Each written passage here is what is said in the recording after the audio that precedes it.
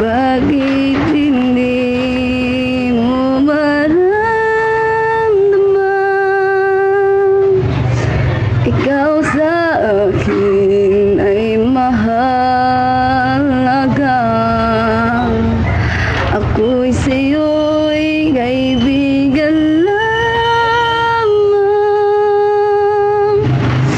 Paano nga ba't hindi ko makamtan?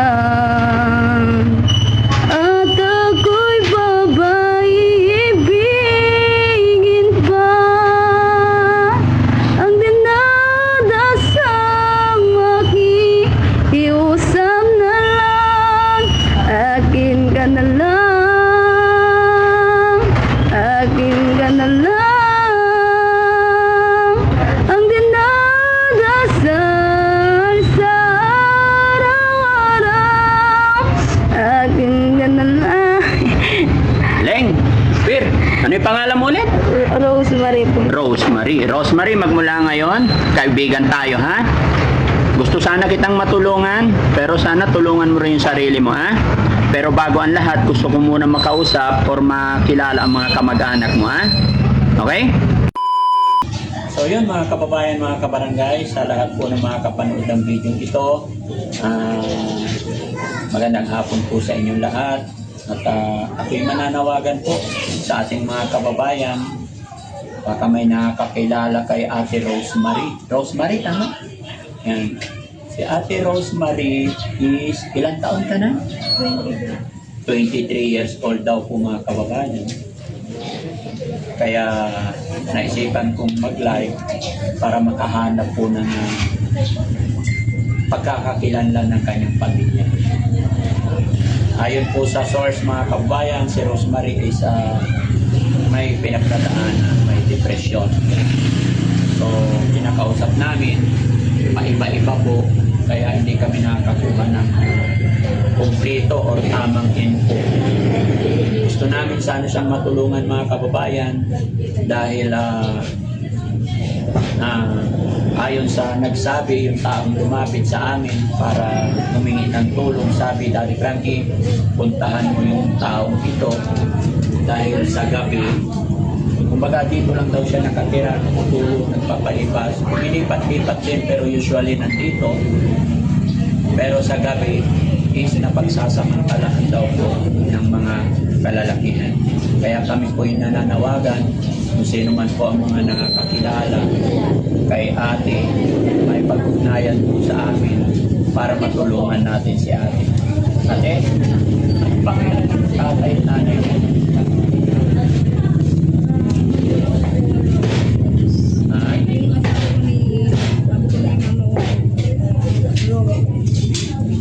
So, yung pangalan ng asawa mo, may asawa ka ba o dalaga ka? Na-rape ka lang?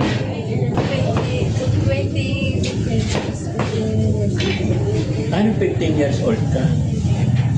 Bata mo pa nun. So, after nun, ano na nangyari sa'yo? Pinamedical po ko sa hirungan po ng paningin ng tablet po na tumama po. So, simula po Ano? simula po yung nerve. Pero alam mo naman yung pangyayari lahat. Hindi mo ba pwedeng kalimutan yon para labanan, para magpanibagong buhay? Hindi ko makalimutan siya para parang yung mamaya. Parang simula po yung nerve po kung naalala ko po na. Lagi mong naalala. Tapos minsan po kumakanta-kanta na lang po ako. Pag naalala ka, yun na lang ginagawa mo para makalimutan mo yung problema.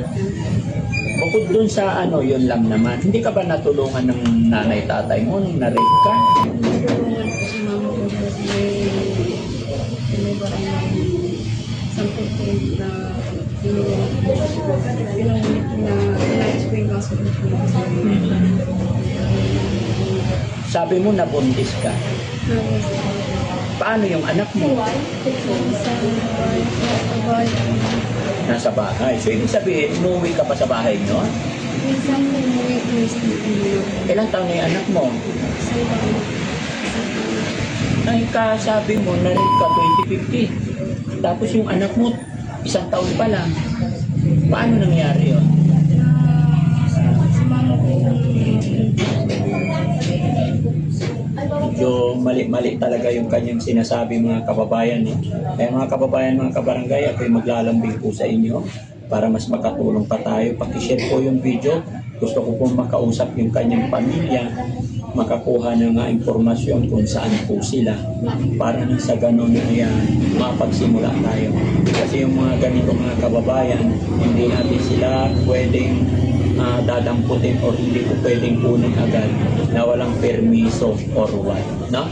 Kailangan magkaroon tayo ng ugnayan kasi mahirap po baka tayo ay mabalikan or makasuhan, which is gusto natin siyang matulungan dahil ayon po sa taong lumapit sa amin, siya po ay napagsasamantalahan paggabi, nagagamit ng kanyang kahinaan. May mga lumalapit daw sa iyo dito paggabi? tambay-tambay. Magpapahinga po. Ha? Magpapahinga po mag-isa po ko yung mga adik.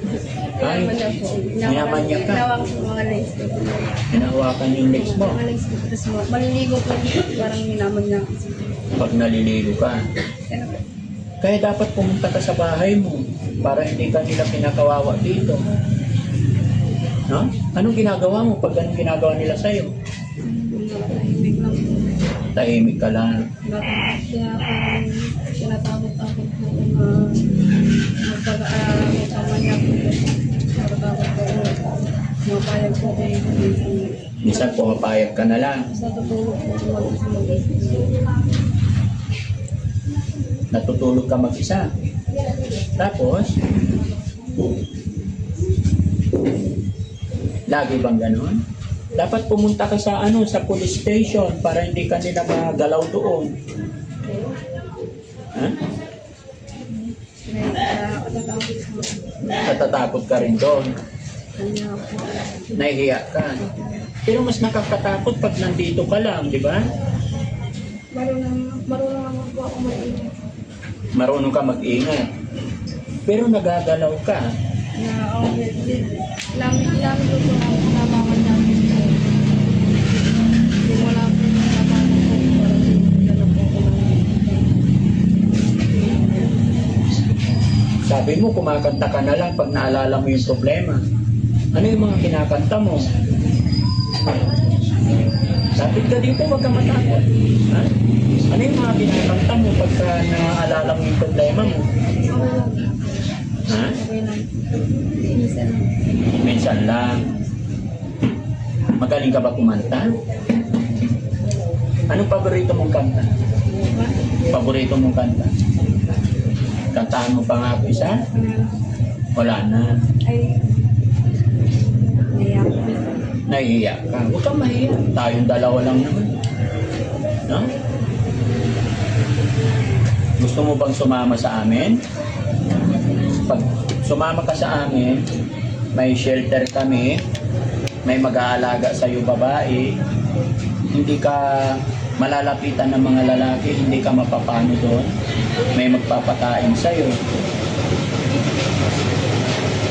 Gusto mo sumama sa amin para maging maayos ang buhay mo. Bibilhan ka namin ang gamit mo, damit. Gusto mo sumama sa amin? Mga kababayan, mga kabarangay, maglalambing po ako sa inyo. Pakishare po yung videos natin. Kung ilan man po yung nanonood dyan, maglalambing po ako. Mga kababayan, pakishare po yung videos natin para malaman natin kung pangalan ng kanyang kamag-anak, yung digit po ng mga kamag-anak, para sa ganun ay makapagsimula tayo or matulungan natin yung ating kababayan, itong ating kapatid, no? Ate Rosemary, may gusto pa bang sabihin kay Daddy Frankie? Huwag kang mahiya sa akin.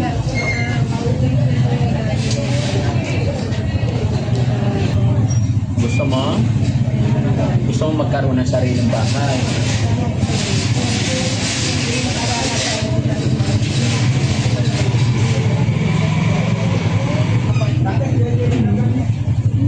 Apartment. Hindi, ano yung gusto mo? Bahay. Saan mo naman gusto tumira? May mag-aaral.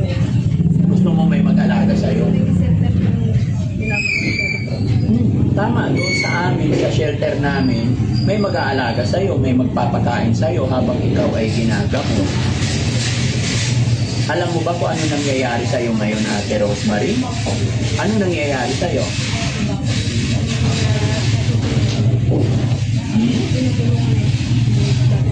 Tinutulungan ni Daddy Frankie, very good. Pero yung karamdaman mo, naintindihan mo ba kung ano nangyayari sa'yo?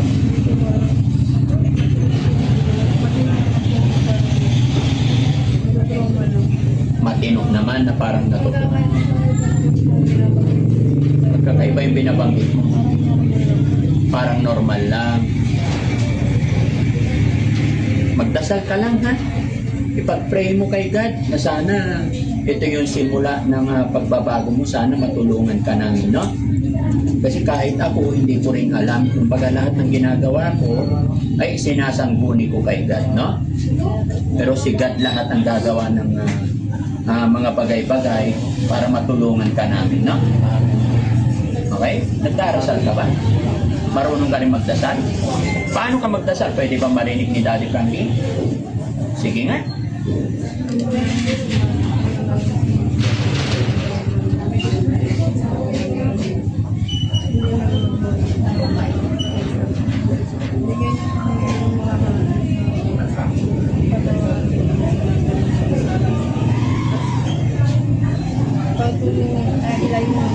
Ilayin mo kami. Very good. Lagi ka lang magdarasal, ha? Ano nagpakain sa'yo? Diyan may kinabos na boss So, ibig sabihin, kilala mo yung mga tao dito sa palengke. Sige, ha? Ate Rosemary, laban lang, ha? Makikipag-usap ako sa mga kamag-anak mo para makapag-proceed ako or makagawa ako ng paraan paano ka namin matulungan. Gusto kitang dalhin sa shelter para mabago yung buhay mo, ha? Okay lang? Gusto mo bigyan kita ng pera? Marunong ka ba sa pera? Anong gagawin mo sa pera? para ilalagay ko lang po sa may wallet. Tapos pag kinabukasan ko, pag sinili niyo po kasama. Ang pinaproblema ko lang sa baba. Saan ang mga gamit? Sa bahay po. Ay, nasa, yung iba po nandyan po sa iba na sa bahay. So, ibig sabihin may bahay ka? Nasa may magulang. Nasa- Ang problema ko lang po pagdadalang ko. Hindi, pag pumunta ka sa amin, hindi na kailangan dalhin yung mga gamit mo. Sa amin na, kami na lahat magpo-provide. Ayun, maraming kopi ko blanca sa amin, hindi na kailangan magdala. Maraming po ako lang ilang nasa bahay. Dapat dadaling ko lang po sa iba. Kakunin ko lang ako. Kahit pa yun, pinahirapan ko. Pinaghirapan mo din. Bibili ko naman po ng mga nagbabayad po ako ng isang tanda kasi Ano nagbabayad ka? bibili na mga malinis po binabayad ko. Oo, sige. Bibigyan kitang pera mo ha. Tapos pagka nakausap ko yung mga dapat kausapin, babalikan kita, ano? Nangangati ka? Kasi maliit ka, baka hindi ka nakakaligo.